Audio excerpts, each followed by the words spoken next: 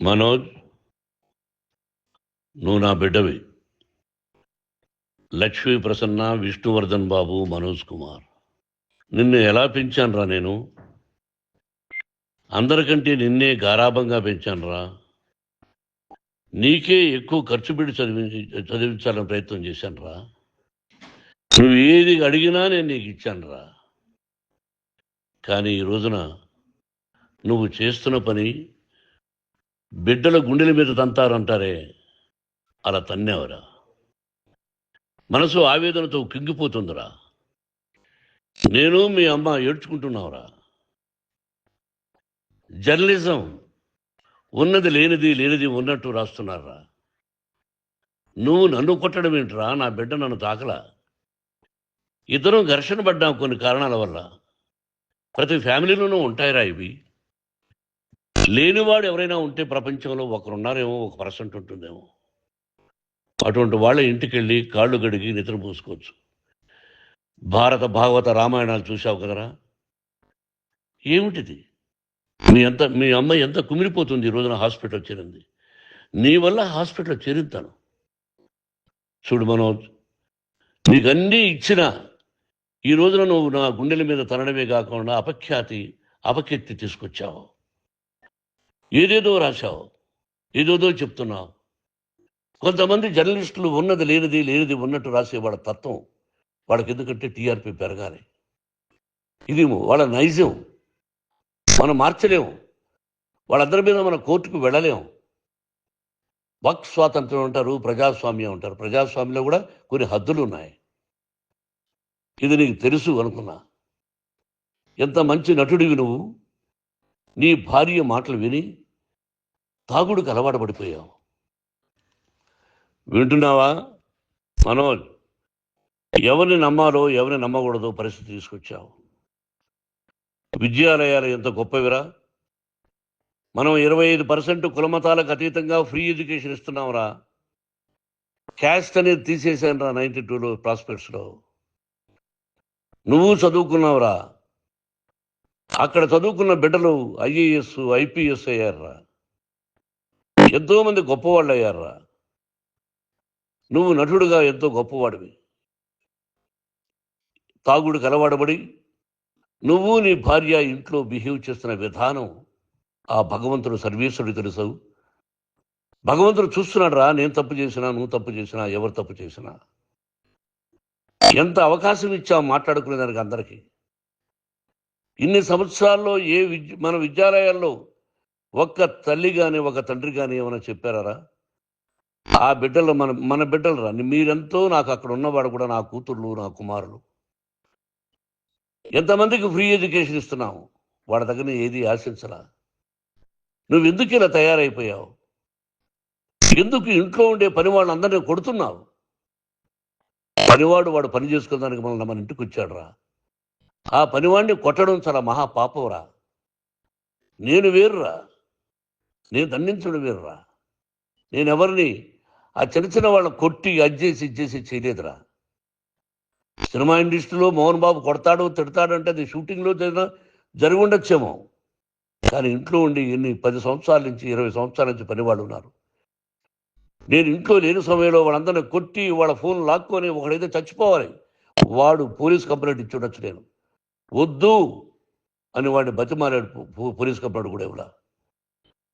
ఇంకైనా నువ్వు నీ భార్య మారి బయట ఉండండి రా అన్నాను నేను. లేదు డాడీ, తప్పు చేయలేని ఒకసారి వచ్చావు, మళ్ళీ తప్పు చేశావు, మళ్ళీ వెళ్ళావు, మళ్ళీ ఈసారి తప్పు చేయనన్నావు. ఏమండి వీడు తప్పు చేయడం అని మీ అమ్మ చెప్పింది. ఇంట్లో పెట్టుకున్నా. మళ్ళీ నువ్వు చేస్తున్నది, ప్రతిరోజు నువ్వు తాగుతున్న విధానం నీకే తెలుసు. ఇది ప్రజలు నమ్ముతారా లేదా అనవసరం నాకు. నేను నీకు చెప్తున్నా, ఇంతటితో పులి స్టాప్ పెట్టాలి. 3 రోజుల నుంచి రకరకాలుగా రాస్తున్నప్పుడు నా మనసు ఆవేదనతో ఉంది. మళ్ళీ చెప్తున్నా, Mohan Babu university is greater than temples.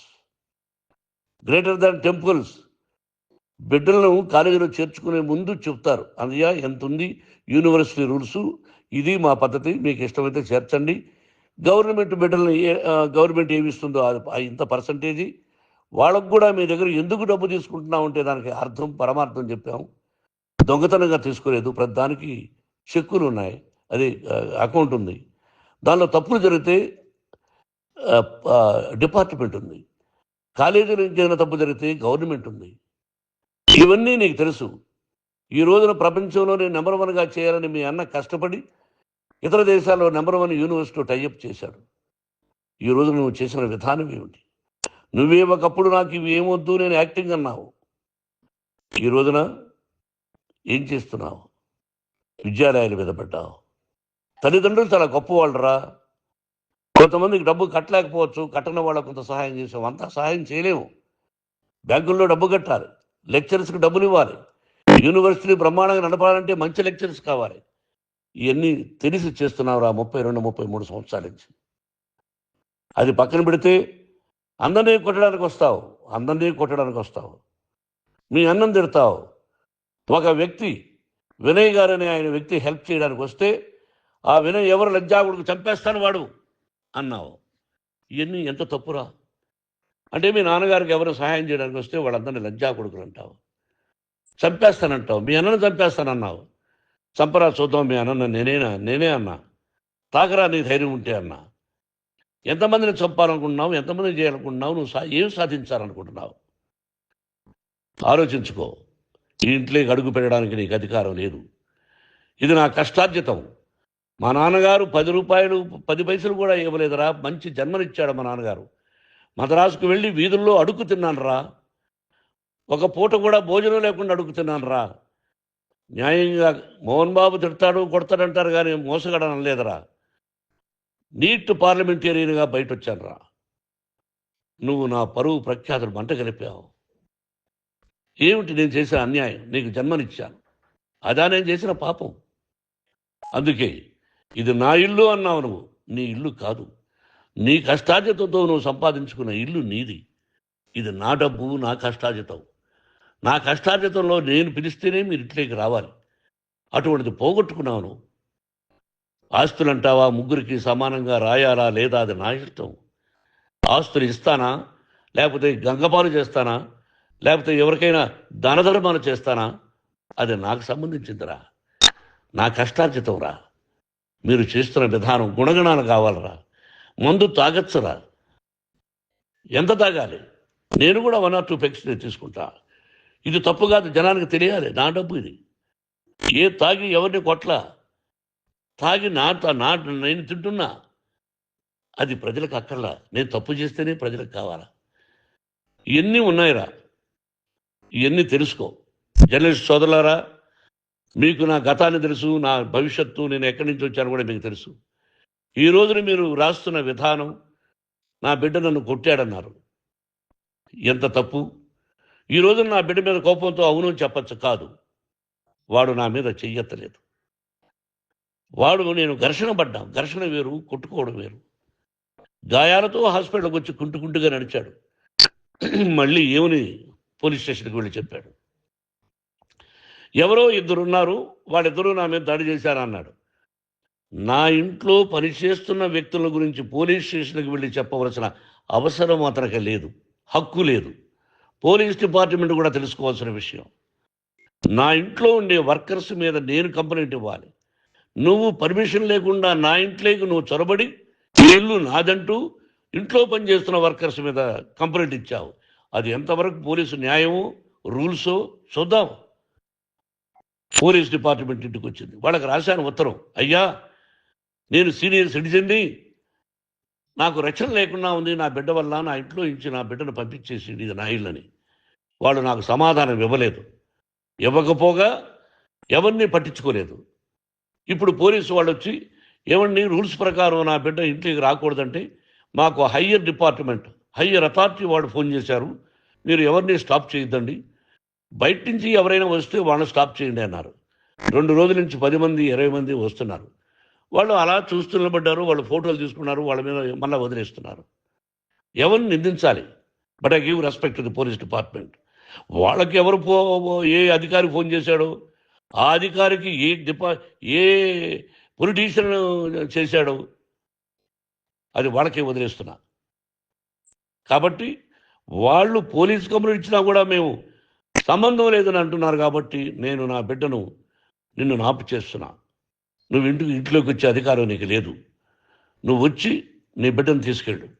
సంతోషం. నువ్వు రాలేదు, నీ బిడ్డను జాగ్రత్తగానే చూసుకుంటావు. Take care your daughter, that's all. మీ అమ్మ హాస్పిటల్లో అడ్మిట్ అయింది. రేపో ఎల్లుండో మీ అమ్మను పిలిపించి బాగైన తర్వాత ఇదిగో నువ్వు నీ కొడుకు బిడ్డను తీసుకెళ్ళి వాడికి అప్పచెప్పని చెప్తాను పోలీసు వాళ్ళ ఆధ్వర్యంలో.